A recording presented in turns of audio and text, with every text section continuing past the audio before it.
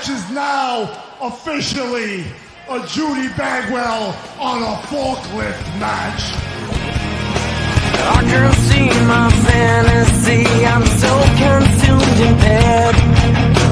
What I see takes over me, I'm blind beyond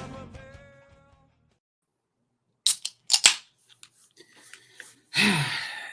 I think we're taking two different approaches to this tonight. So this week has been a huge week in news. But we really fucked up not having a show last Wednesday. We did. But before we get into that, I'm Ethan Hubbard. This is I'm the co-host to this fine gentleman right here, Mr. Clinton Davis. You can find him at PK Batman on Twitter, and you find myself at Jensen Collins 3 on Twitter, and you can find us at On a Forklift Pod on Twitter, or here every Wednesday at pkbatman420/twitch.tv. Wow, what a week. Kind of before we get into this, let's just rip the Band-Aid off. Big elephant in the room. John Moxley's checked himself into a form of rehab for anybody that's unaware. And so just because of that, even though I have the Bush hat on, I'm not drinking tonight. So you've got lemonade or Dr. Pepper in this thing, either one of them. Whoops. No, you're fine, man. You've been through this, big time with liquor. I've never had a beer problem. Yeah. You know what I mean though?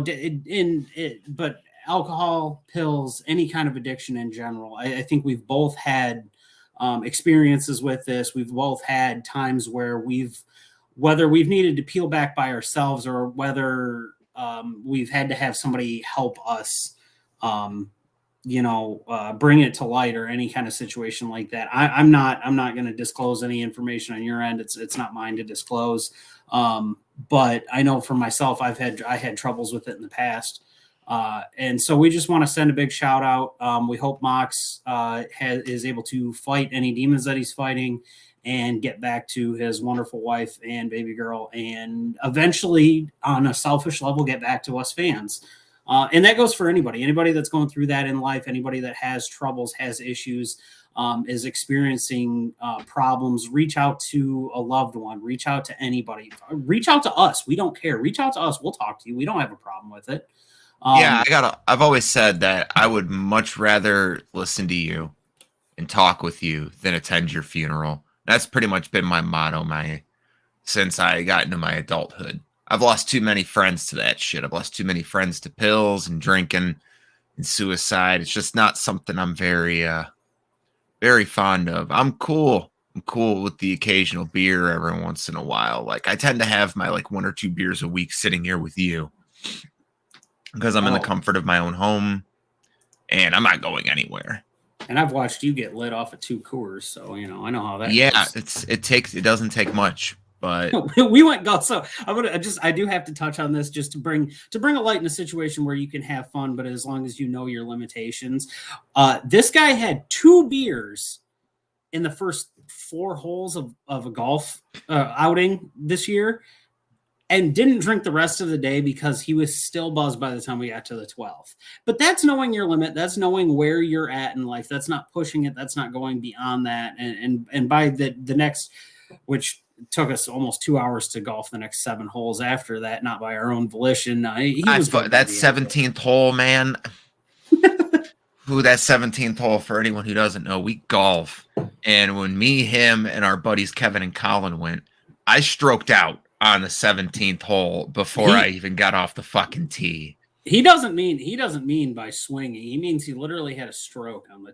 Yeah, I whiffed 7 times in a row before I connected. It went over the fence into a street, and I stopped for the day.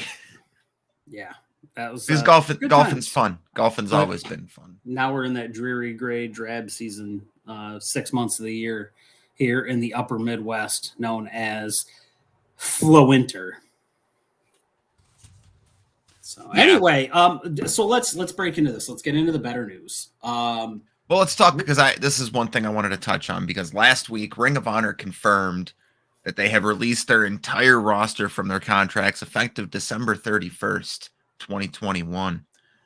They're going to have Final Battle. That is going to be their final show and then they're going to go hiatus until about April.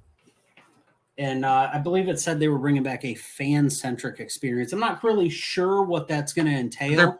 They might go back to the old Ring of Honor days, back at the beginning where there was no contracts. It was really nothing. It was just an independent scene. And I'm guessing it's going to be more of a PWG style. You're going to see less touring shows. That's fine. I'm fine with that. More shows like that with a central location are probably needed, truthfully. Somewhere, honestly, in my opinion, there's really only 3 places in America you need to have contracts right now, and that's AEW, WWE, and Impact. I think every other promotion should do away with contracts. Now, I know that puts a monkey wrench in shit, but fuck, it's something we've been used to forever. It keeps things interesting. Like when fucking Drew Galloway was the WCPW champion, and you see the WCP. Yeah, and you see him on NXT TV, and you're just like, oh shit, who's he losing the belt to? Right. Makes it fun for me. I like that shit. But Ring of Honor was the first wrestling event that really Ethan and I bonded over. Mm-hmm. The two of us went to one. We took his wife Sam and our friend Amy, and we went to a Ring of Honor event together. That was the first wrestling event we ever did together.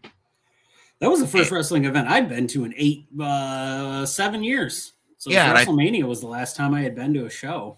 It was before you and Sam were married too. It was your engagement present. And we went there and we had a hell of a time. We met the Bucks, which was awesome because Amy, our friend, went there to see the Bucks. And when we met them, she didn't realize we were meeting the Young Bucks. So when we're leaving the arena, she was like, oh my God, I love the Young Bucks. I was like, I do too. I'm so glad I got photos with them. She was like, when? I was like, when we walked in the fucking door. Man. God bless Amy's heart. Yep. I love that girl to death. Oh man. Our friend Greg does a thing. Well, he's your cousin. I guess technically he's my cousin now too. Damn. We're just one big family at this Yeah, that's really what just rolls together anyway. He looks at his wife and he goes, "You're so pretty." And Amy's about the epitome of that as well. She's a sweetheart and she means well, but just sometimes the things she says really gets you. Dude, they're fucking hilarious. It's like Kevin, because like Kevin will just come out and say this stupid random bullshit and then he doesn't remember ever saying it. She's the exact same way. Although I'm still pretty pissed about the fucking wedding. You know what though? The difference. I'm still mad. The difference here is his are constructed thoughts that he just etch-a-sketches from his mind. She just says things. God bless her. God bless her for it. So we're at Greg's, just a quick detail. So anybody wants an explanation of the kind of person that we're talking about here. We're at Greg's wedding. This is 2 months ago. We're at Greg's wedding and it's about 3:30 in the morning. Our friends Kevin and Amy are up in our hotel room. We're attempting to teach them how to play euchre. If you're not from the Midwest, it's a card game. Look it up, but you're not going to understand it. So we've been all drinking all night. Clearly, it's a wedding. So roughly 3:30 in the morning, Amy decides she has to go throw up in the bathroom. We're at a brand new hotel. We are the first people to stay the night in this hotel. Rooms. Oh my God. Before you do that, let me tell them about this. I'm taking a shit in this hotel room. It's like I'm in the hotel room for the first 5 minutes and I get a text message from Kevin and it's just the door handle to the bathroom broken off. He's just like, are you fucking kidding me? And that was the easiest shit I had in my life because I couldn't fucking I was just so giggly and I was just shaking it all over. And you just jumped in, just giggled shit. Yeah, and then me and this motherfucker go to the bar and the next weekend he breaks the fucking bathroom stall door. So Kevin and bathroom doors is gonna be feud of the year for me. He's Dewey Cox and sinks. Oh man. Oh yeah. Yeah. So anyway, we're hearing this noise come from the bathroom, just praying to the porcelain gods, and then we hear a flush, and all we hear is Amy's voice muffled from the sound of her arm in the toilet. We just hear, "Well, at least I know I'm the first person to throw up in this toilet," and and after a while, it just breaks you. But yeah, I mean, just good times about Ring of Honor. No, shut up, because I was so fucking mad that night. Because I'm stoned. I'm higher than giraffe pussy at this point at 3 a.m. I can't form coherent sentences. So then I'm getting ready to go up to my room to go to bed in my fucking room, which I had set to 75 so I could sleep butt ass naked in a brand new hotel bed. And I was excited for that. 75. And as I'm walking, Hold on. What kind of savage sleeps at 75? I was going to be room? nude with no covers, motherfucker. Do you know how you enter a hotel room? This is the way. You walk into the door, you throw your bags at the wall viciously, probably not if it's a brand new one, but any other one that's got wallpaper on it, because we all know that that's Scotch Guard for drywall. You throw them there, just wham, up against the wall. You walk over to that air conditioning unit. If it doesn't have numbers on it, you turn the fucking dial. If it's got numbers on it, as low as that thing goes. If it goes into the 50s, it's into the 50s. I don't care if it's 30 degrees outside. My hotel room is going to be freezing ass cold. If I've got two of them, I'm going to have one on heat, one on cool, because it's not my electricity. I ain't paying for it. I'll turn the shower on. That's the fucking plan we had, because we were chilling in Kevin's because he had his set to ice. But like when I slept, I was going to sleep butt ass naked. I don't want to sleep. Shut up. God damn it. I have this for a fucking reason. Shut the fuck up. Anyways, I set my room to the way I want to sleep in it. And then she hits me at 3 a.m. Hey, I have nowhere to crash. I'm at the crashing room. So I'm fuming pissed at this point. I walk up to my room. Are you looking up how many times I've sent you that already? No, Okay. It's 12. But okay. No, but I get her a key and I go up to the room and I turn that bitch down to 60. I throw on a hoodie and a fucking sweatpants and I fall asleep. 6 a.m. rolls around, 6:30. She must have come up right after. But she's come stumbling in my room, like, just waking me up and goes, Clint, I'm going to take a shower. And I'm like, cool, I'm up for the morning. And I sat in the room just watching AEW pay-per-views on my tablet until about 11 a.m. when everyone decided they wanted to wake up and get brunch. Mm-hmm. Mm-hmm. You know, the funny thing about that, too, is we're like, Amy, you can just crash on the couch. Like, we have extra blankets and stuff. She's just, no, I'm going to go sleep in Clinton's room. And Sam's like, all right. No, I mean, you know, it is what it is. So we didn't even stop her. Well, okay. So first, all right, hold on. There's things I can't Ring of say. Honor shit because we're 10 Ring minutes. of Honor. Let's get back. Yeah, we spent Sweetest Day there. Your wife and a girl who should not be named sent us to a Ring of Honor event for Sweetest Day together, and it was adorable. I got to meet Adam Cole there. He got to meet Cole Cabana. He got swindled out of $20 by Christopher Daniels. It was a wonderful evening. Fallen angel, my ass. We had like second row tickets. Like Ring of Honor holds a special place in our heart. Probably if it wasn't for Ring of Honor, I wouldn't be watching wrestling to this day. Like Ring of Honor circa 2015 and 16 is some of the best wrestling I've ever watched. And I owe a lot of what I do to that. The pure reason I went to wrestling school was because of that. Mm-hmm. It's the third day of class, and they ask us, they go, hey, you know, what are your aspirations? Everybody's like, I want to wrestle WWE. I want to wrestle in Japan. I want to do this. I want to do this is pre-AEW. I want to do this. I want to do that. And my dumb ass is sitting over here going, I want to wrestle in Ring of Honor. And because I thought I was being smart because my instructor had been in Ring of Honor. And I'm like, this is a great idea. Why don't I just say that? And they all look at me like, you want really? Like we could have you jobbing on there in 2 weeks. And then I'm like, cool, let's do it. And then it never fucking happened. So, yeah, because your wife got pregnant. No, it wasn't even the wife getting pregnant thing, dude. That was 2007. That was 17. She didn't get pregnant until like 9 months later. But still, it's not the point. The point, one of those frustrating. It's not frustrating. No, it doesn't matter. Ring of Honor holds a place in our heart. You know what? I know we had our list picked out for tonight, but in honor of Ring of Honor, we're going to do a double list tonight because tonight we wanted to do a list in celebration of Moxley. So we're going to do top 3 John Moxley matches. That includes Dean Ambrose matches. And we'll do our top 3 Ring of Honor moments. And you know what? What a better time than just now. We're on the top. Excuse me. We're on the topic of Ring of Honor, so let's just do it. Yeah, you know what? Let's fire out the education. Let's fire out this shit. So right now we're going to do the top 3 list of Ring of Honor matches. And I can spit those motherfuckers off the top of my head. I'll start off. Number 3. It was the first Ring of Honor pay-per-view I ever watched. I think it was Best in the World 2015. It was the night where Jay Lethal and Jay Briscoe had the TV versus world title match.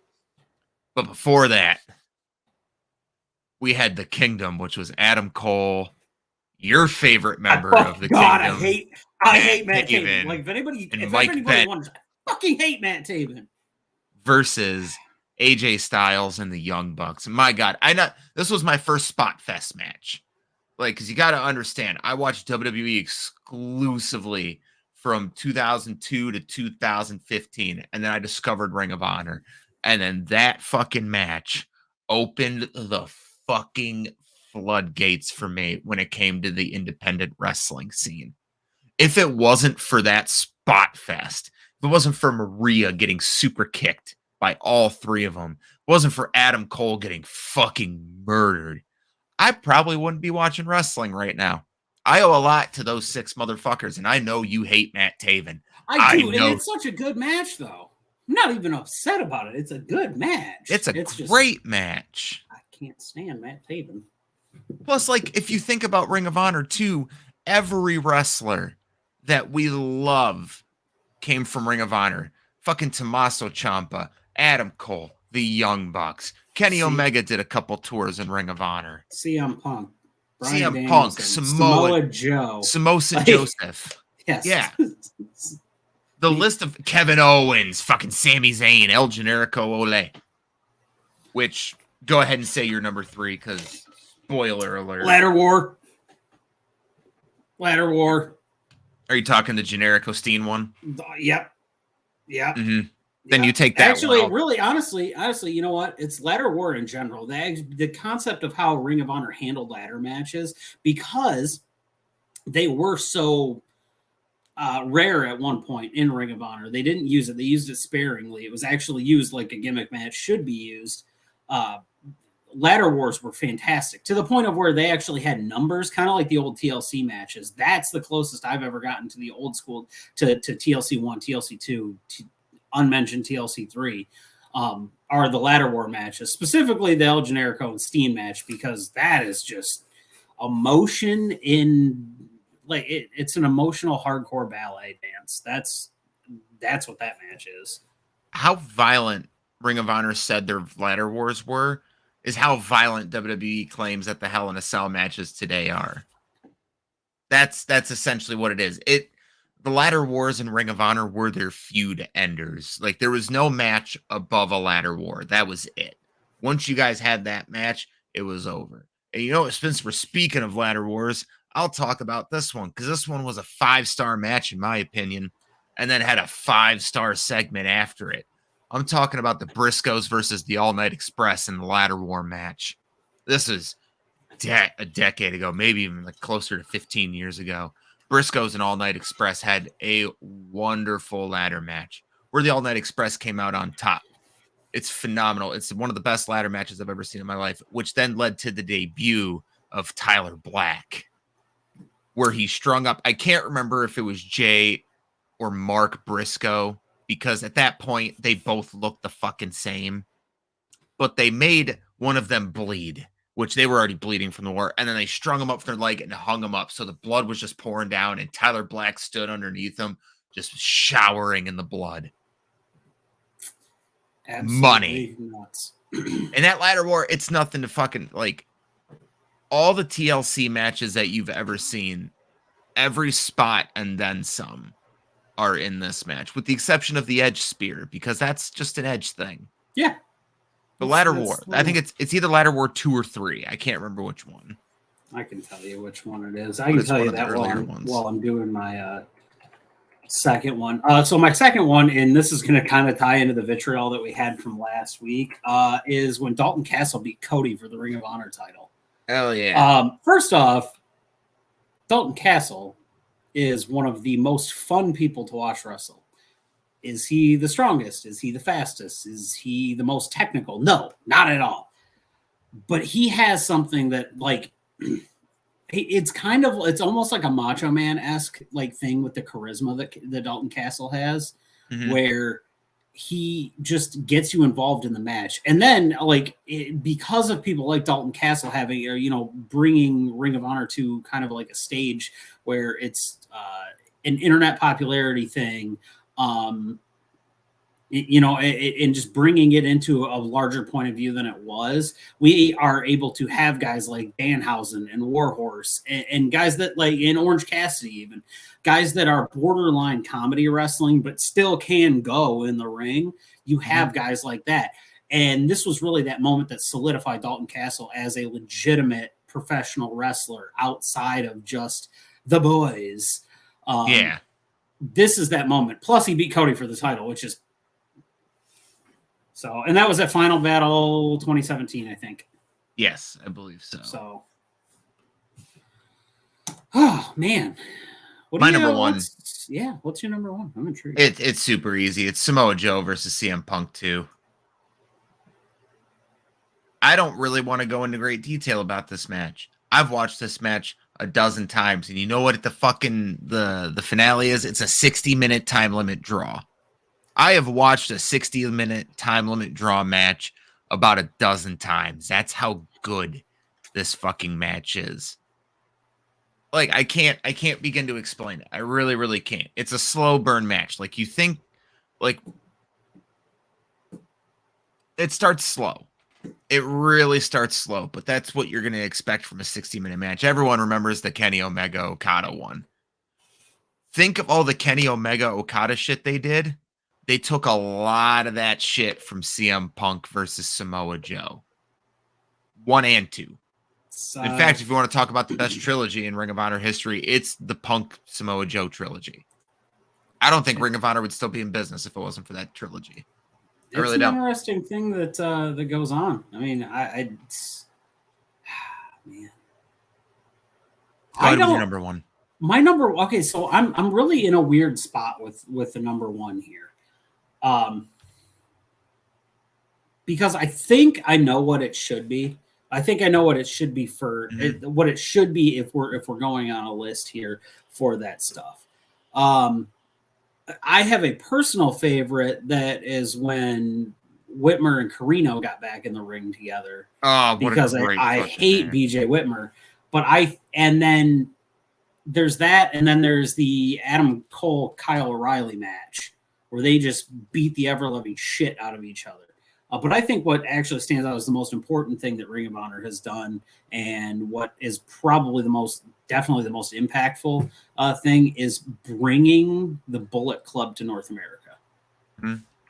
That had ramifications everywhere. Everybody that's been in the Bullet Club, everybody that's... Where would Ring of Honor be without the Bullet Club? This would have been happening in 2014. This exact thing right here would have been happening. They would have released everybody. We wouldn't have the Super Click. We wouldn't have the Elite. We wouldn't have AEW. We wouldn't have All In. No, you know what? No, fuck it. All In. All In is the most important thing that Ring of Honor ever did, and it's the thing that actually ended the company. All In is the most important wrestling pay-per-view of the past decade, and I'll die on that fucking hill. I could argue it's the most important wrestling pay-per-view since WrestleMania 3. 17. Maybe 17. I don't think there's a more important wrestling pay-per-view than 17. I really don't. It was the first one after they bought out WCW. Oh, fuck. Like, my God, the amount of matches, like, that's a start to... We get so tongue-tied here because we get on these things and we don't know exactly what to say. But what exactly to say about WrestleMania 17 is it's the perfect storm pay-per-view. That's what All In was. Mm-hmm. It was the perfect storm. Everything lined up for it. But yeah. That's Ring of Honor. It is so crazy. That is so crazy to just think about that. That was 3 years ago. 3 years ago, we got All In 3 years ago. In the 3 years that has happened since All In happened, we have had 2 All Outs. We've had 2 Double or Nothings. We're going on to our third full gear. 3 All Outs, man. 3 All Outs, yeah. We've had 3 All 19, Outs. 20, 21. Yep. We're going on to our third full gear. This is just, we watch something be born. And it's crazy, too, because in our lifetime, we actually got to see essentially 2 companies get born. We got to see WCW. Albeit we were young, we did get to see that. I mean, this forbidden door that everyone fucking talks about, Ring of Honor was that forbidden door. They were that catalyst. They worked that with Impact. They worked together. at certain points. They worked with Impact. They worked with New Japan. They've worked with legitimately every company besides WWE at this point. AAA, CMLL, AAA, CMLL, MLW, NWA. I mean, that's how Cody got the NWA title. That's why Nick Aldis has the title now. NWA Power wouldn't exist without Ring of Honor. It's fucking crazy. It's absolutely crazy. Trevor Murdoch would not have that title that he fucking deserved, by the way. Oh my God. He wouldn't have that title if it wasn't for Ring of Honor. If it wasn't for the fact that Cody was popular enough because of Ring of Honor to get the matches that he did, which in turn led Nick Aldis back to that. And that fucking 1,000-day title reign. Holy shit. He held that belt from like a couple months after All In until a couple months ago. It was like 3 fucking years he almost had that belt. And like NWA owes it to All In. They do. Cody winning that belt at All In, as much as we all dislike Cody at the moment, was a massive moment for that belt. And there probably hasn't. And that's probably the last big fucking moment that belt's ever going to have. This is the absolute wackiness. This is the absolute fucking wackiness of what All In had. You had, and I can't even begin to explain like how this works, but you had the Young Bucks and Kota Ibushi, Golden Elite, if you don't know, versus Rey Fenix, Bandito, who's currently in Ring of Honor, Rey Fenix, who's in AEW, and Rey Mysterio, who is actually honestly having one of the better runs of his career in WWE at damn near 50 years old. Yeah. You put together legends there, which we can get on the discussion. I think Rey is probably one of the top 3 or 4 best wrestlers of all time. Rey is the number 1 luchador of all He time. is, hands down. Yeah. And I'm just saying based on longevity of career, based on the things that he's been able to do, the crowds, the merch sales, everything. You want to pile everything together. He's got to be like top 2 or 3 because he's also international. He carries worldwide. Like, just think of this, like, because there's dream matches people are clamoring for right now. Here's the fucking lineup for this pay-per-view if you've never seen All In, and if you haven't, go back and watch it. The pre-show was Kazarian and Scorpio Sky versus the Briscoe brothers. Awesome. Flip Gordon, fuck him. He won a Battle Royal, which the Battle Royal had Jordan Grace eliminating Brian fucking Cage. A moment for women's wrestling. Yeah. The opening match in All In was Matt Cross versus MJF. Then you had Christopher Daniels versus Stephen Amell. One of the best celebrity matches you'll ever see in your life. Mm-hmm. Not starring Pat McAfee. Tessa Blanchard won a fatal 4-way between Britt Baker, Chelsea Green, and Madison Rayne. All 3 of them with Tessa Blanchard's like the weak link in that match nowadays. And they had you know what's crazy? Over. Fucking Deonna Purrazzo was supposed to be in that match too. Yeah, she was supposed to be in that match over. She signed with NXT, boned her career for 2.5 years, and then she got released, and now look at her. Yeah, you had the Nick Aldis fucking Cody match. You had Hangman versus Joey Janela in a Chicago street fight. Hangman, is that the one Hangman's knee got super fucked up in? No, that was him and Briscoe in Ring of Honor. Yeah. Shit. Another great Ring of Honor match. His knee literally goes with blood. I walked out of the house. Out of his knee. I walked out of the house to puke.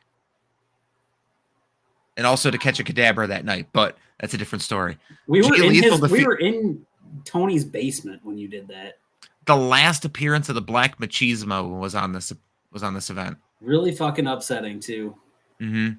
Then you had Kenny Omega versus Penta. Then you had Okada versus Redacted. And then you have the Golden Elite, which was Kota Ibushi, Matt Jackson, and Nick Jackson versus Bandito, Rey Fenix, and Rey Mysterio. Like, it's a fucking amazing pay-per-view. Also, this was the first real, and to build to where this goes, because we're going to roll into Dynamite shortly. This is really the first like big TV moment for MJF as well. Yeah, this is the first time he's really takes. This is the first time I ever heard about MJF was at this pay-per-view. Yeah. So. Yeah. Also, Sean Mooney came back. Like, that's another thing. As dumb as that is, the only thing that Sean Mooney had done before, like literally up to this point, since the late 80s, early 90s, was Edge and Christian. Yeah. Which, underrated, but still, All Out was fantastic, and it is thanks to Ring of Honor. So you know what, Ring of Honor? I'm leaving it on, but hats off to you. We love you, Ring of Honor. We And- appreciate the moments that you've given us in our friendship, because our friendship is based off wrestling. And the first wrestling experience that E and I ever had together was Ring of Honor. We spent Sweetest Day together at a Ring of Honor event. We did. That's where I got to meet Jushin Thunder Liger from a distance. But Yeah. he did nod at me. And God, that is just terrifying. But I wait with bated breath to see what Ring of Honor is going to do in April. We will probably review Final Battle as a final send-off to what Ring of Honor was. Definitely. It's essentially going to be the death of it, just like the death of NXT after that amazing takeover. No, yeah. But let's get into the one match on Rampage we really need to cover. And that's Bryan Danielson versus Eddie Kingston. Oh my. If you haven't seen that was the best match of Eddie Kingston's run in AEW. That's probably the best match Eddie Kingston's career. If we're really grasping at straws here, that's the best match he's ever had. Like, I'm sitting here thinking of what we're going to be doing at the end of the year, talking about match of the years, and I'm really trying to not make the list Bryan Danielson fucking top 5 matches, because that really, Bryan Danielson across AEW and WWE has had the best matches they've had. He main evented WrestleMania. I mean, what? He main evented WrestleMania, and he could be wrestling for the AEW World Championship by the end of the year. And he drug Roman's best match out of his best singles match out of him on that SmackDown, where it was his final match in WWE. Mm-hmm. Like, you want to talk about going out on a high, that's it. But my God, Eddie Kingston and Bryan Danielson, they didn't wrestle, they fought. They fought for 15 minutes. And it was glamorous. And Bryan Danielson just keeps on going on this tour of just having incredible matches and not finishing the match the same way as he does any other match. It's wonderful. It's great, and I love it. This match he won with a fucking triangle choke and elbow strikes. And the one thing I love about Bryan Danielson, and it's mainly the jiu-jitsu aspect of me coming out, is all of his moves, they're done right. But you can see where he lets it go enough to make it look realistic without actually putting his opponent in any danger. The triangle, the leg was over on the right side. He had the foot underneath the fucking shin. The calf. The back of the shin. And he was fucking throwing 12-6. Like, he had that triangle, and all he had to do, if that was a more effective triangle for like jiu-jitsu, he would have it under his knee. But he got it right underneath his calf to make it look realistic enough to where he would pass out. And I appreciate that. I'm going to let you wax poetic about that, because you're going to have more insight to the way that Bryan wrestles, the way that he conducts himself in the ring, because you have that knowledge, you have that MMA background, you have that I guess just in general, you know more about it, you have the hands-on experience with it. Eventually we're gonna get Kevin on here, and Kevin's just gonna go into like great detail about why every submission in wrestling sucks. Well, and eventually, and I'm sure that episode will end up talking MMA, and you're gonna look at me, and I'm just gonna be like, "Are we talking about George St. Pierre?" Because I'll chime in for GSP. I'll do that. Yeah, I'll chime in for GSP too. You guys want to talk like Marvel movies or something about him? But the match was a fucking banger. I loved every fucking second of it. I've watched that match 4 times now since Friday. Shortly after that, the next thing that happened, Eddie Punk's backstage, has an interview. Eddie Kingston comes backstage. He's yelling, slaps the mic out of Shivani's hand. And then that rolls into how Dynamite is tonight.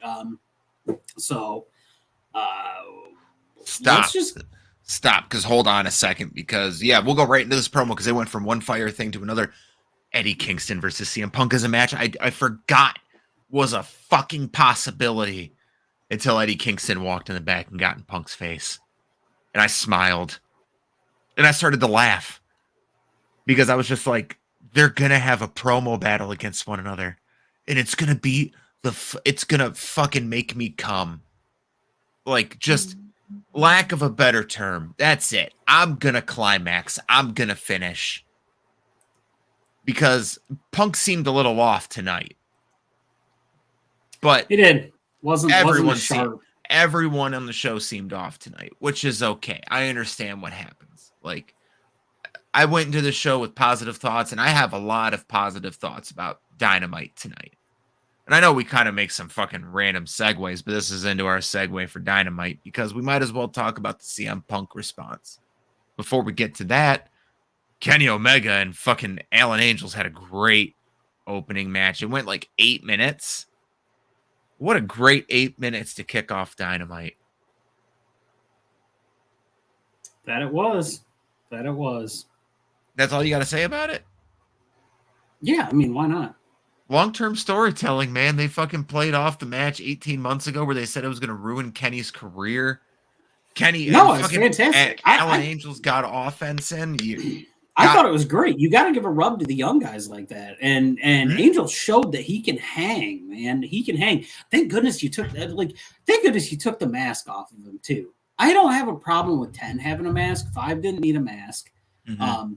And Angels didn't look like he was lost. So many times you see guys go up against higher profile or higher caliber talent, if you want to say it that way, and they look stunned. They don't look like they belong there. And Angels did not miss a beat. He looked like he'd been wrestling Kenny for 10 years.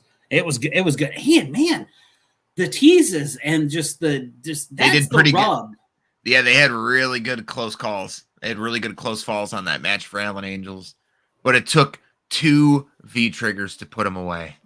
And that was it. Kenny didn't have to hit the one wing angel in his fucking match.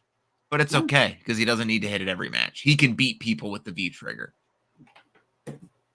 I agree. After that match, he got on the microphone and thanked Alan Angels for ruining his career. And for the audio listeners, I'm doing air quotes with my fingers. Set him up for a one-wing angel to do on a steel chair before Hangman came out and made the save. And about hit the most ridiculous buckshot lariat I've ever seen. Oh, flush. Fluid. Full. I wish he would have hit that. Kenny ducked it. But if he would have hit him, he'd have turned him inside out. You'd have seen what Kenny had for dinner last night. It would have been a finish him moment. That would have been it. Kenny would have made it to Full Gear. That's the buckshot lariat that's going to take Kenny out of the title. When I hit L2 R2 on a controller in Mortal Kombat and I get my X-ray finisher, I want to see that shit happen. I just want to see somebody come across and just fucking clothesline them. But my God, what a great little segment just to get you excited about fucking Full Gear. Just for their title match, because their title match is going to main event and it's going to be fucking wonderful. And I'm fucking so here for it. Nothing else can main event. Nothing. Not a goddamn thing. The world title eliminator is going to open the show, guaranteed. Because they're going to want to hit that off hot. Before we get to that, Malachi addressed Tony Khan from, the beer burps this morning. Banning him from ringside for Cody versus Andrade, so it wouldn't have an effect on the outcome of the match. We'll get to that. Punk said he's not in a great mood. He came out. He said he only wanted to hear Moxley's name be chanted. He said he would have stood there all night just listening to people chant Moxley's name. And you know what? It was good. It was feel good. It's feel good because you know how Punk is with his life. Punk's a straight edge dude, so he's got to be super proud of any single person that steps up and says, I have a problem. And he wanted to make sure that Moxley felt loved. Because Moxley's probably watching from somewhere, or he's going to go back and watch this when he can. The next biggest thing to him besides being home with his kids is being there with his other family. Yeah. Which then led him to say, the other name I want to hear tonight is Eddie Kingston, but he's not here. So I want to fight him tonight. The crowd really was trying to throw Punk off, and this was the night to throw Punk off. Yeah, it was. The crowd was weird at the beginning of the show. They were hot for the Kenny match, and then they cooled out big time. I don't have an explanation of what happened. They just didn't seem as into it. And maybe that's because you text me and you said, hey, real promo heavy show. It was. And we think that the Moxley thing had a lot to do with it. It threw off the mojo of the show. It probably changed things. I think the Moxley match and the Moxley OC match probably would have went on sooner in the show had he been on it. I think that might have even opened the show to get that energy going instead of the Kenny match. I think the Kenny match probably was going to close it because you're going to send everybody home with Hangman, and everybody's going to be super happy that way too. But it did seem a little off. It seemed a little mispaced, I guess is the best way to say it. It wasn't bad, but it's not an episode that I would be like, hey, you got to go watch it. It's one of those you could check out the highlights online. A couple of good matches, obviously. And if you get a chance, do watch the OC Miro match because that's who fills in for Moxley. They announced that right after this promo. Yeah. And Danielson is on commentary for that match as well. So, but what we get here is that Punk and Kingston are going to have a face-off this week on Rampage. So I will be tuning in for Rampage 100%. And then next we get a segment backstage with the Super Click to where shortly but surely, all the members of Christian Cage and Jungle Express start appearing around him. They all brawl out to the arena to where Jungle Boy finally reappears after getting taken out, taking all of the Elite. And the segment ends with Adam Cole getting concertoed on the stage by Christian. What it feels like is that we're going to get a 6-man tag at Full Gear between these 6 men. Yep. That's. I think that's going to be the culmination of it too.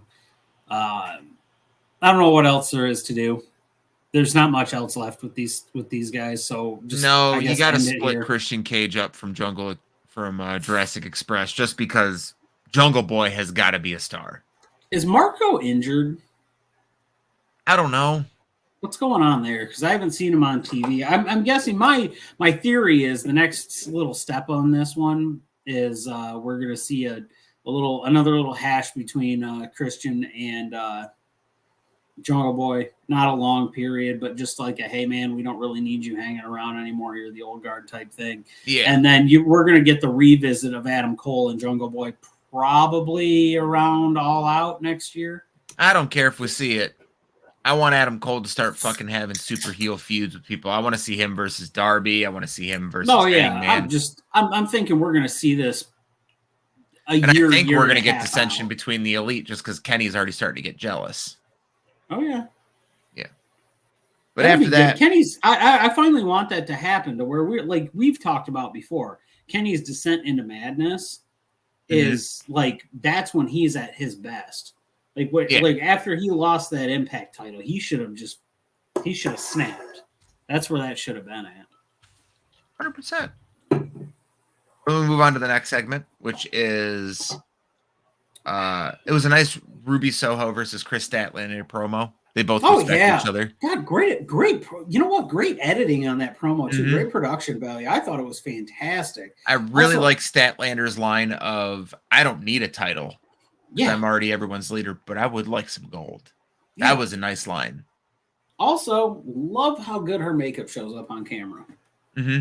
Her and Thunder Rosa, they have got that shit down pat. Yeah. Then we moved on to the AAA title match, which we had the debut of 2 wrestlers, which was Aerostar and Samurai Del Sol, who is the former Kalisto from WWE. Mm-hmm. Yeah, great. Glad to see Samurai Del Sol back out there. Looked like he beefed up a little bit too. Packed on some pounds, muscle weight now. I don't want to say he got chubby or anything like that. I'm not saying that. No. He just looked like he got some muscle weight. So that's always good to see. Yeah,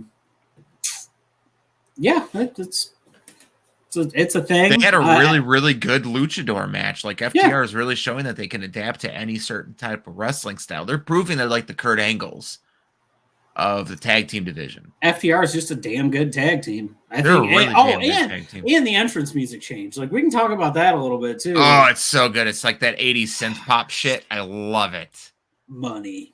There's money. Like I feel like that's a Saturday morning like wrestling theme song. That's Saturday Morning Titans or whatever the hell they used to call that. I That's love where that theme shit. came from. It's why I love MJF's theme so much. Is MJF's theme is just like it seems like 80s heel music. And I Oh fucking yeah, because that's just you hear that and you're like, this prick's on his way out here. Yeah, 100%. But like, I just need a drop of your dad calling MJF a prick and calling Kenny an asshole. Like that's what I need. what for like me to just drop in? No, I just need. That's what I need. I need your dad going, fuck Kenny Omega, just once in a while, not always. Well, he's coming over for Full Gear, so we'll figure out some way to get that audio. Yeah, we'll figure it out. But oh, God. FTR, bro, we're 10 days away. We're 10 days away. I know. Shit. I'm so glad your wife was able to maneuver plans around so we didn't have to miss it. I would have been. I'll be here. I would have been real mad. It's just we can't say things they're not going to watch, but don't say anything because they don't know yet. I'll be here. I'll be here watching. We'll be here. Actually, we will be here watching. And I don't know. I got my tablet. We might live stream it straight from the house. You can hear all of our stupid conspiracy theories while we're all talking dumb bullshit. Yeah. I mean, we can always do it. You got tablet, everything. So yeah, you might see us. You might see live reactions. Oh my goodness! Do you think we can get that mask in 10 days? No. You don't think we can? Hey, just call the. Let me see here. Just call the vendor on Etsy. Well, I've got to talk about the next segment too because you're not going to talk about it. Oh, which one? You know what? We can just skip this segment. We'll just announce what the teams are. So it's going to be the Inner Circle versus. It's going to be Men of the Year, Junior Dos Santos, Andre Arlovsky, and Dan Lambert. Dan Lambert's going to be the fifth man. So this was one of the more tolerable moments, mostly because Lambert didn't talk the entire time. Yeah. So that was cool. Okay. We got a pretty racy joke that went on there. I'm not going to say it again because nope, over it. I'm over the racy jokes, but I did like the high chair joke for Sammy though. I thought that was a decently clever, corny wrestling joke. Oh yeah, Go ahead to the table and pull up a high chair for Sammy. That's fair. But he's the only one holding gold out there, so fuck him. All right, here, buddy. I think I may have found our solution for Kevin. I can get this one in a day. Oh my god.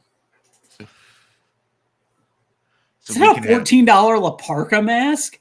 $13.80 La Parka mask. Oh my god. He'll wear it too. Yeah, he will. We should all get masks. I wonder if I can get Sam. I'm going to have Sam get me a mask too. No. Why not? Because I don't want to wear a mask. My face is pretty. I'll get a mask. I have a horrible face. I have a face made for radio, which is why I went. Shut up. Okay. Oh my god! Holy shit! Hold on. I'm gonna send you a link right now, and I need you to pop this up on the screen because I cannot believe the look at this, dude. Okay.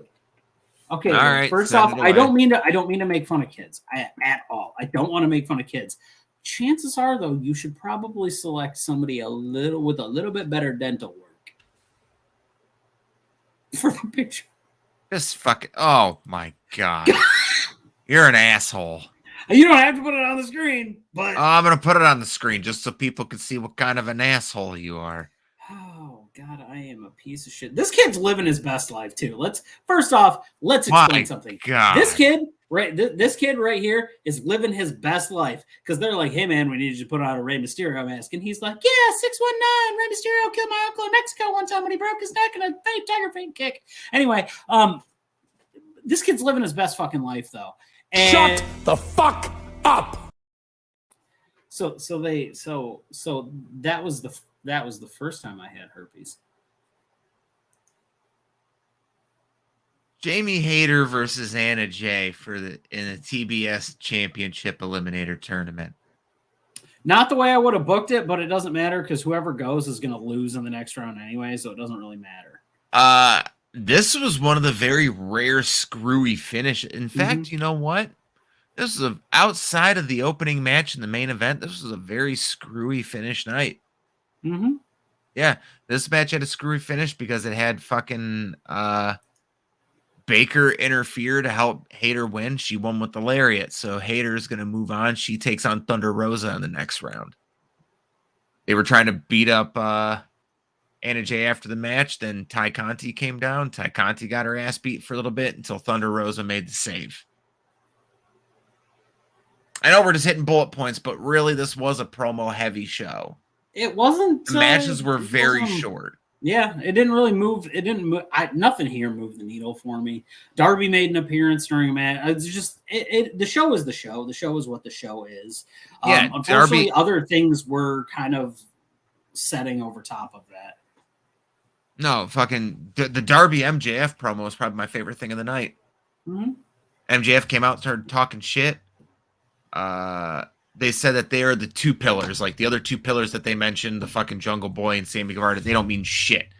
Like the pillars of AEW are Darby and MJF, and that's what this whole match is building around, and all the shit that MJF is talking. So he just keeps talking shit. Darby finally gets on the mic, and he's just like, "We're gonna have a wrestling match at Full Gear because I'm gonna take my aggressions out on you tonight." MJF goes to make it up the ramp, and out comes Sting with a bunch of fucking Darby faces following them. They all take out Wardlow and Sean Spears before they could come out to help MJF, leaving MJF to actually do something I've never seen him do before, and that's charge into battle. He's starting to break character just slightly on some things. Like his character's evolving a little bit. And it's nice to see because honestly, he does get stale after a while, which is when they take him off TV for a couple of weeks. Yeah. And then he comes back and you're like, oh yeah, that's why I like the guy. Well, I hate the guy, but I hate the guy because I like the guy. I love to hate him. Yeah, but fucking Darby beat his ass for a couple minutes, got him into the ring, went for the coffin drop before MJF rolled out of the ring and went out through the audience because Sting was standing up on the ramp waiting for him. Great promo segment. Makes me really excited for their match at Full Gear, and Full Gear is looking like a real stacked card. Full Gear is going to be baller. Mm-hmm. But I mean, that's every AEW pay-per-view. Like they do that so well because there are only 4 pay-per-views a year. I mean, we know there's more than that because we have the special episodes of Dynamite, things like that.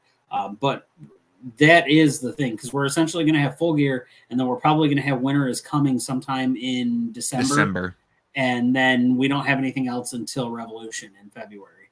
So that's where we're at, and you know what? I'm not mad about it. I like it. I enjoy it. I definitely don't feel bad about paying the money for a pay-per-view.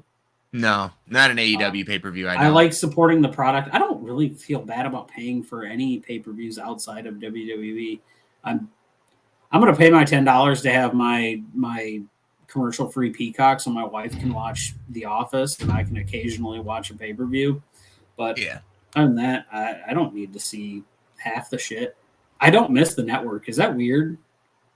I miss the accessibility of the network right now because there are times I do want to go back and watch certain matches, but I fucking can't because I can't fucking find it. Or, no, I'm not even going to go. And I'm high a lot. Like, let's be real here. I'm high right now. Like, I can't remember exactly fucking what day of NXT UK the fucking Walter Dragunov match happened. Mm-hmm. But anyways, let's not get sidetracked. Let's move on through this Dynamite review. Yeah. We had Andrade versus Cody next, where Andrade got the win, but it was via shenanigans. Shenanigans. It was FTR came out and held Cody. No, they didn't. They came out and they hit Cody with both AAA title belts. Andrade hit him with the hammerlock DDT, and that was it. 1, 2, 3. So you think when do you think Buddy's showing up in this? Buddy? Yeah, you think he's going to continue because they continue to bar people from ringside? I don't know if Buddy's going to end up in AEW. I think he's going to end up in Impact with this New Japan shit. I'm not mad about it. I like it. No, I think he'll do better in Impact than he'll do in AEW. Anyways, after the match, FTR and Telly held Cody up while they all beat him down. And then the Lucha Bros came out and attacked FTR. sending them running. I'm excited for FTR versus the Lucha Bros. Me too. Me too. That's one of the few matches where somebody's like, "Hey, these guys are facing each other. Cool, let's do it." Because it's a different match every time. Yeah. It's not the same. I was thinking about that earlier, and I want to delve into that a little further in a minute. But while we're talking about those guys, every time that there's certain groups of people there's certain teams that'll face off with one another, and those guys happen to be one of those times where you can go, hey, I want to see that again. It's the New Day and the Usos. Yes. They could be those guys are guys I want to watch face each other every time, because the match is not always, but most of the time is going to be different, and it's going to be fun. Yeah. The Briscoes and the Motor City Machine Guns, or the Briscoes, and then I guess the Briscoes and anyone, honestly, anybody that they're typically speaking, Motor City Machine Guns and Beer Money. That's something where you can give me that match, and I'm like, I want to watch those guys. It's the fact that Bobby Roode and James Storm haven't tag teamed together in 8 years.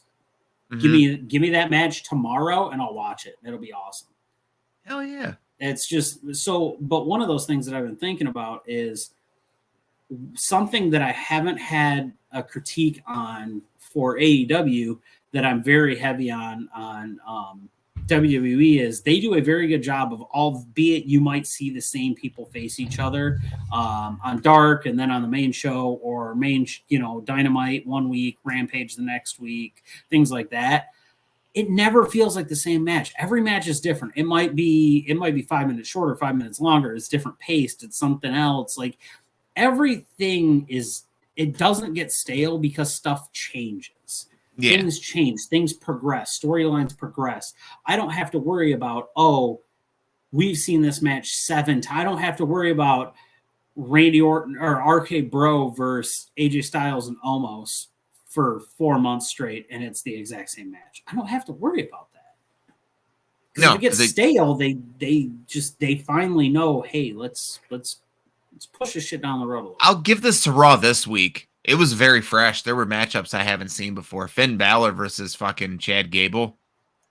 No, and then that's what the draft is supposed to be. Yeah, it's supposed to make fresh matches. We're supposed to have that. So our problem is we're sitting here praising, not really praising, but we're sitting here going, hey, that's a cool thing to do. That's what they should have been doing the whole time. But no, we end up with, hey, we're going to move 6 of these guys from this brand to this brand, and vice versa. But those 6 guys who have been facing each other on the other one are going to face everything on this one. I don't ever need to see Kevin Owens and Baron Corbin ever again. I understand that's not the case. Shinsuke Nakamura and Baron Corbin. Shinsuke and Corbin. I don't need to see that shit. I don't need to see it. I've seen it forever. It's just like, to me, I'm at the point in my life where I would be, and I know because we haven't seen this in a few years, I'm fine if you want to give us another Cesaro Sheamus program. Hell yeah. Like, that's that best of 7 series to end in a fucking draw, and then they end up just becoming a team. That was great. That was fantastic storytelling, because that shit took 6 months to get through. I loved it. And then we got the bar out of it. So, that was super cool. But we don't see that often. That's a rare shining moment that WWE has on tag teams that they kind of forced together, and it worked. Other tag teams, the Usos, that's genetics. That's born together. Yeah. The New Day, they weren't doing anything. Those guys were floundering, and they finally said, give us a chance to be ourselves. And once they did, they created a monster. That's one of those things. Otherwise, you have guys that you continue to break up. You have your American Alphas. You have your FTRs that you run out the door. That's not a place for tag team wrestling. I can't see how you're an independent wrestler in the world today, in the business, and look at WWE and go, I want to be there. They broke up The Way. They broke up Ciampa and Gargano, which I understand why they did it. That's fine. The DIY breakup is one thing. Mustafa Ali and fucking Mansoor. That was a good tag team. That was a good tag team, and you just pulled it. You pulled the cord on it right away. Those guys could have ran for a long time. Mansoor needed that. He needed that. Ali didn't need that, but Mansoor needed. I mean, Ali needed it in regards to like having a presence on television, but he didn't need it in a way to like build the character. He's very good, and I cannot wait until he's released. He is a guy who's going to thrive on the indies. He's like an MLW Impact, and maybe not Impact, but like an MLW guy. He would do fantastic in New Japan. God, I can't wait until he's out of there. But Mansoor needed that. Mansoor's got all this raw talent in the world, but he comes across as the guy who's always smiling, always like he is I have to be careful about the way I say it. He is the Middle Eastern Roman Reigns. Okay. He is somebody who the early, like the 2015 Roman Reigns, he's always smiling, he's always happy when he shouldn't be. Mm-hmm. But he's got talent. Just use him more. Use him more than at Crown Jewel. You don't need the guy just twice a year because you're really not. It doesn't feel like you're investing in the guy. You invest in him for 3 weeks at a time, twice a year. Yeah. Give me a better program. Yeah.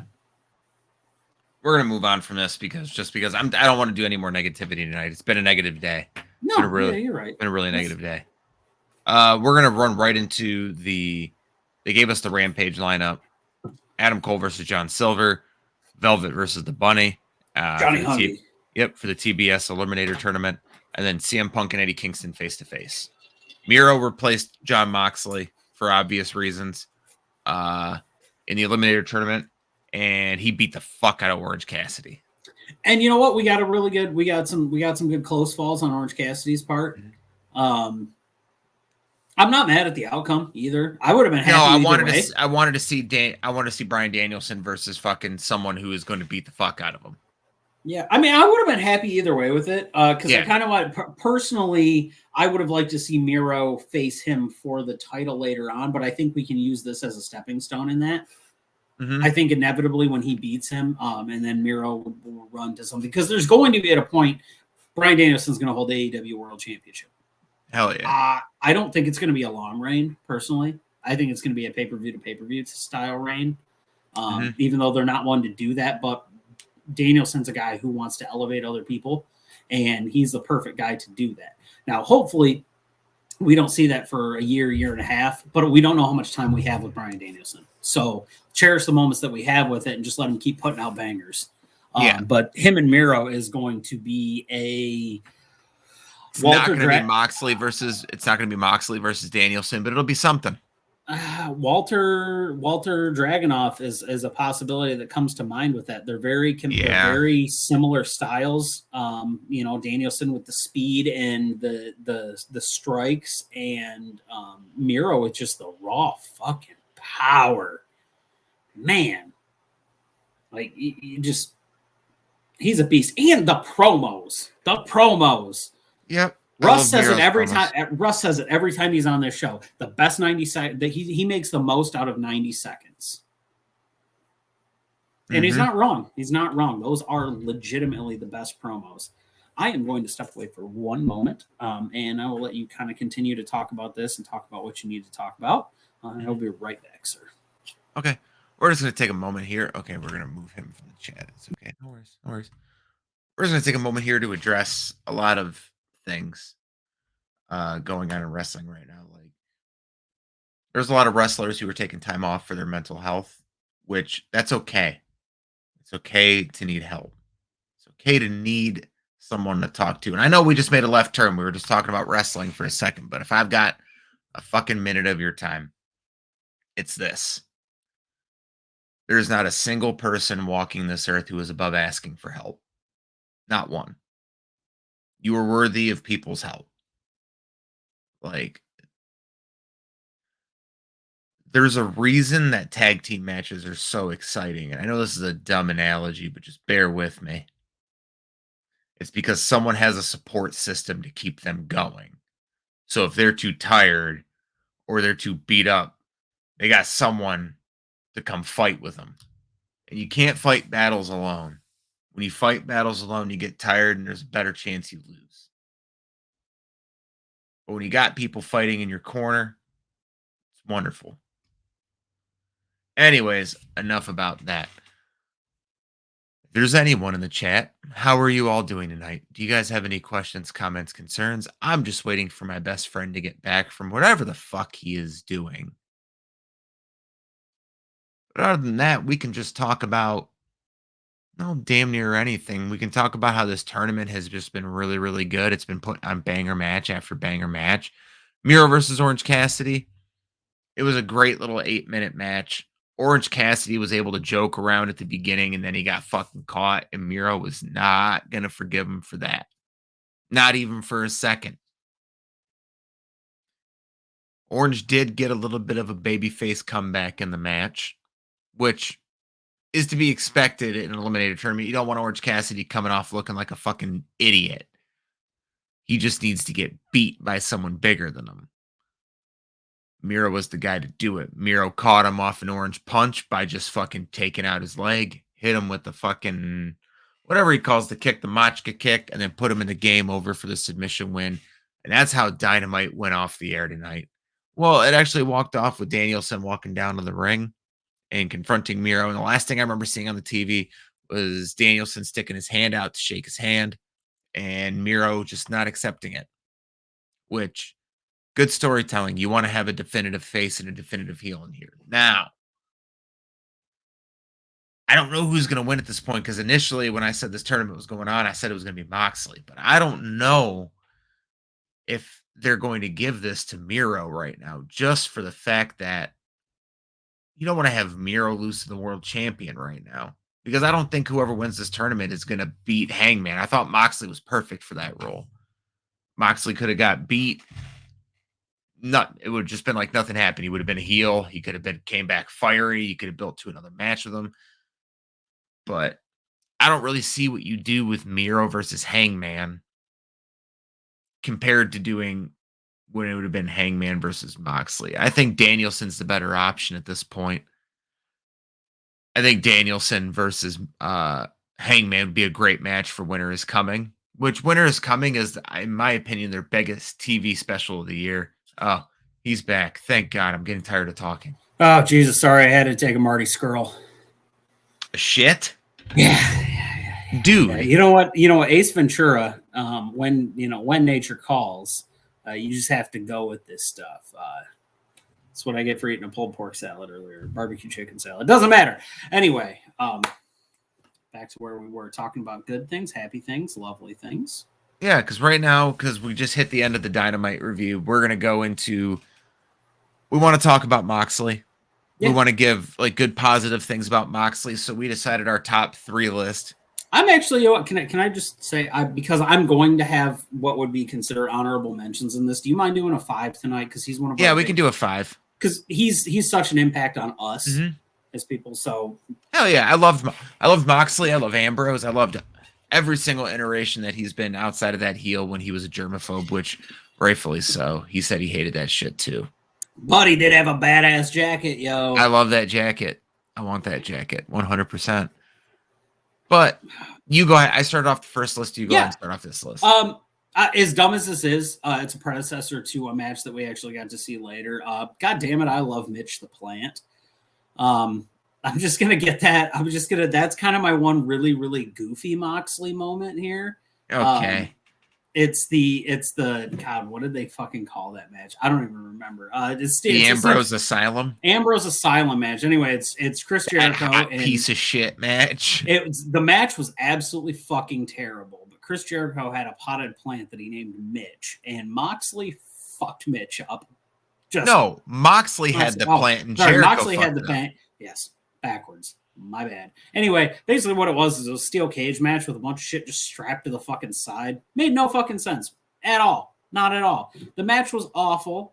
Both guys were very uninterested in actually participating in the match, but it was basically built over the fact that there was a plant named Mitch. Mm-hmm. That came from Moxley's talk show because WWE has about 1 million of those, and the only 2 that have ever been good are Piper's Pit and Cutting Edge, maybe. Miz TV's got some moments, but yeah, well, he's gonna be back on TV soon. Yeah. Anyway, that's my number 5, Mitch the Plant. Are we talking moments or fucking Moments, matches. Okay. I think it can be anything. Anything. The John WWE Moxley title related. win. The Money in the Bank cash in. Yeah, Money in the Bank cash in, where it was all 3 Shield members won the title off each other in the same night. Yep. That cash in, I was punching a seat. I was so excited. He came. I was there. He cashed in that shit, and it was wonderful. We waited for over a year for Moxley, for fucking Ambrose. I can't believe she fell asleep in like a bag of Little Caesars. Your wife? No. Your unnamed former partner. Yeah. She fell asleep in the middle of that match. Mm-hmm. Frustrating. Yeah. But you know what? Before I'll put that in there, the cash in where he won the WWE title. Number 5 for me. The only reason it's number 5 is just because it's the WWE title. Yeah. No, go ahead with your number 4. My number 4 is probably going to be his return from injury in WWE to the Shield. When we first got jacked, when we got jacked Dean Ambrose, or the guy that we now know, that is probably has got to be number 4. That's got to be it. He's he was away on injury. He had a staph infection, actually. Really serious shit too, like some fucking threatening stuff. There's reports out there you can read anywhere from possibility of amputation to all kinds of different shit. But good news is he recovered, he got back, and he became the badass that we now know. Yep. Or reclaimed the badassery, I guess was a better way to put it. But now he's just fucking macho. Okay. And that's my number 4. Jack Ambrose, whatever you want. My number 4 is going to be the 6-man tag of the Dreams. It was the Shield versus the Wyatt family from Elimination Chamber 2000, whatever the fuck it was, back in 2014. I think it was Elimination Chamber 2014, right before WrestleMania 30. The crowd was chanting this, which is a WWE crowd, but this was way before they started abusing it. But this is awesome, way before the match even fucking started. The match went almost 30 pissing minutes. Fucking, he got taken out early, like about 10 minutes before the match ended. He got taken out. But when it comes to a WWE Ambrose match, that's my favorite. That's 6-man. Go with your number 3. Oh, yeah. So I've been trying to not do the whole let's keep this, because he was in WWE for a long time. Like we can be honest with it. It's just, it is what it is. It's got to be the debut of the Shield. Mm-hmm. It's you've. I'm gonna let you. I almost want you to talk about that because it's more impactful to you. Because it went on during my favorite title reign of all time, the CM Punk 434-day reign. Yeah. It's just What can you say more about the most impactful debut of 3 wrestlers ever? It was the first NXT call-ups. This was before NXT call-ups were a thing. They brought these 3 motherfuckers up as a force to keep that title on CM Punk. Little did they know that they would be debuting the 3 biggest fucking stars of this generation. Because you can't deny Roman's the biggest star on SmackDown and in WWE right now. And Moxley is one of the most and Moxley is one of the most beloved wrestlers in AEW. And Seth Rollins is still putting on match of the nights every single time he fucking wrestles. Sir, that is Drip God. Drip God. Seth Rollins. Who at some point Kevin's gonna fight for a suit. It's just gonna happen. Which, like, there's nothing more you can say about it other than it was the most impactful debut probably of the 2010s. Yeah. It's that or Nexus. Yeah. But I would say the longevity of the Shield puts the Nexus in the back burner. No, I agree. And the fact that John Cena wasn't involved in being in the Shield. Mm-hmm. So, okay. Which we love Cena, but it's that he was there to move that. I love my dad. So yeah, that's my number 3, debut of the Shield. My number 3, this one's going to be controversial. I love the match, just because the aftermath was garbage doesn't mean it's bad. The exploding barbed wire death match is a wonderful death match on American television. It's phenomenal. Set aside everything that happened after the match. It sucked. We get it. It's a joke. It was just fucking pyro. But the match itself was fucking mint. It was better than their fucking unsanctioned match they had at Full Gear in 2019, I think it is. Yeah, 2019. And it was a wonderful deathmatch carnage for 25 minutes that unfortunately had a bad aftermath. But don't take anything away from the match because the match was phenomenal. That's my number 3. Yeah, so number 2 is going to be there's so many things that you can attach to Mox, and he's been in quite a few large promotions. He's done everything from win the North American or the IWGP North American title. United States title. The United States title, sorry. He's done that. He's been in CZW, had matches with Nick Gage, legendary hardcore matches and things like that. It's gotta be his debut in AEW. Just the visual of Moxley with on top of the giant poker chip is one that is going to stick in my mind forever. He came in as a force and just came in like he was a legitimate contender right off the bat. He was the biggest name on night 1. Yeah, just right there. At the end of the night, everyone was talking about Moxley. All right, that's it. That's it, and everything that you see from there on out. That's my number 2. My number 2 right now is his AEW title win over Chris Jericho because it led to one of the best title reigns that AEW ever had. Granted, they treat that title with respect. There's only been 3 fucking champions, but fucking Jon Moxley having his run with the title start that night, it was a big old celebration. He removed the eye patch, showed he wasn't fucking injured, took out Jericho in the inner circle, and took the title back and brought it to have just banger matches. His match with Brody Lee, MJF, the fucking Kenny matches, both of them. The whole trilogy of Kenny matches are phenomenal. But that title reign started when he beat Chris Jericho at Full Gear, and it was a wonderful moment.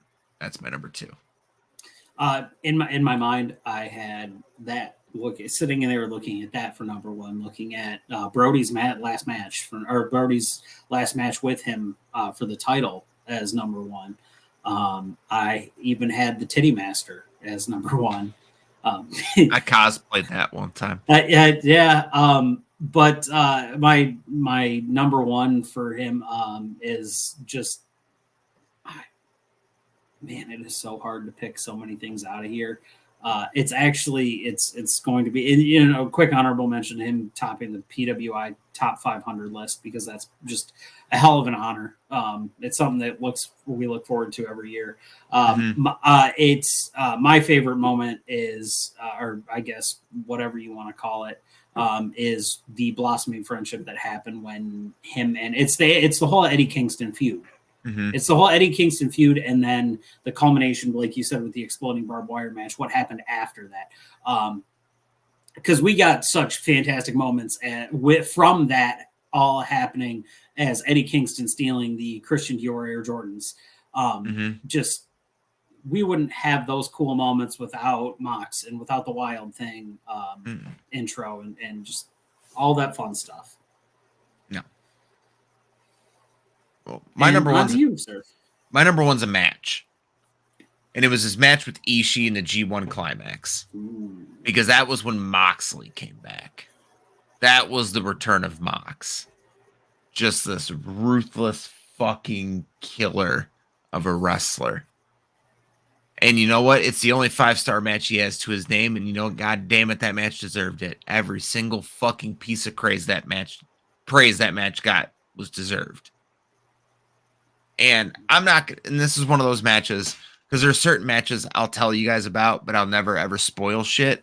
You need to go out of your way and watch it, because to see the man he was in his final match in WWE to being this man in the most prestigious tournament in wrestling each year was amazing to see. It was one of those matches I woke up at 3 a.m. to watch. And I don't fucking do that for New Japan. I do that 2 times a year, and that's for Wrestle Kingdom and Dominion. But Moxley versus Ishii, I woke up early for that match. Man. Yeah, if you ever see these guys, there's a couple of North American wrestlers that participate in New Japan matches, and if you get an opportunity to watch them face guys in New Japan, we highly recommend it. Moxley's one of those guys. Lance Archer's another one of those guys. Juice Robinson is another one that I prefer as North American wrestlers that go over there. But I know he spends most of his time over there now anyway. But if you have any chance to watch anything that's got Moxley and it involves that IWGP US title, go watch it, because I don't think he's had a bad match for that title since then. And also, him and Lance Archer kill each other every time they face each other. Honorable mention to any match he had with Suzuki. Oh, yeah. Any match. But we're going to end you guys off with our wrestling fun fact of the day. Jeff Hardy is the youngest person to ever wrestle for the WWE because he lied about his age when he debuted against Razor Ramon. He was 16 years old. So Jeff Hardy is the youngest person to ever wrestle for WWE. That isn't Nicholas at WrestleMania 34. That doesn't get him. But he is the youngest champion, however. Yeah. Jeff Hardy, up until Nicholas debuted, was the youngest person to ever debut for the WWF at the age of 16. Mm-hmm. Yeah, that is the case. And I feel like at the rate it's going, he might be the oldest person to ever wrestle for them as well. Because I feel like he's never going to Oh. But we're going to call it there for the night and everything because it's 11:30 and I'm tired. Yeah. So we know this episode was semi somber. But it does string close to it pulls at our heartstrings. It does. It's hard to get close to home. Yeah. Mm-hmm. And also, you know what? While we're at it, we don't get any promotion off of this. John Moxley's got a new book out. Go check it out. There's excerpts have been coming out all over the internet from it. The book's available now. Clint has the book. And from what I can tell, this is probably the best wrestling book to come out since the Mick Foley and China books. It's a chaotic mess. I'll tell you guys that because I'm about 80 pages deep in this bitch right now, and it's chaotic. It bounces all over the place. But that's him. That's but as a person who recovered from like a pill addiction, there's parts of this book I've had to like put down. You just start to spiral because you remember the shit.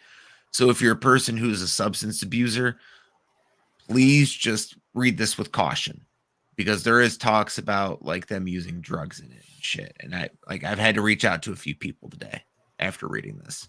So just take care of yourself. That's the one thing we want to preach here at this episode is to make sure that you take care of yourself. Yeah. Whatever demons you might be fighting, whatever things are going on in your life, just, it's all better with a tag team partner.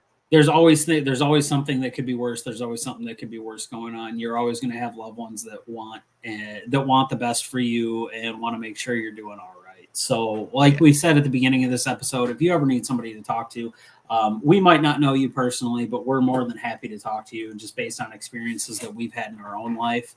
And maybe we can relate it to something to help you. Just know that we have troubles too. We're not invincible. We are humans. No, fuck no, far from it. No, I've been fucking bedridden all day. I don't know what the fuck everyone's talking about. Yeah, but that's because you have a fucking king size bed that's comfy as shit, and you have a cat that likes to headbutt people. So yeah, once again, this is kind of the end of the show. If you get a chance, just give us a like, give us a follow. Give us a follow here on Twitch. We really appreciate that to anybody that does. I'm Ethan Hubbard. This is Clinton Davis. We are on a Forklift podcast. I don't mean to take your general host duties away from you. I just kind of started talking. Gang. We love you, Judy. We love you, Judy. So please just have a great week. We'll be back next Wednesday at 10:05, and you can catch us then. Have a good night, everyone. We love you. We love you, Judy, too. Love you, Judy.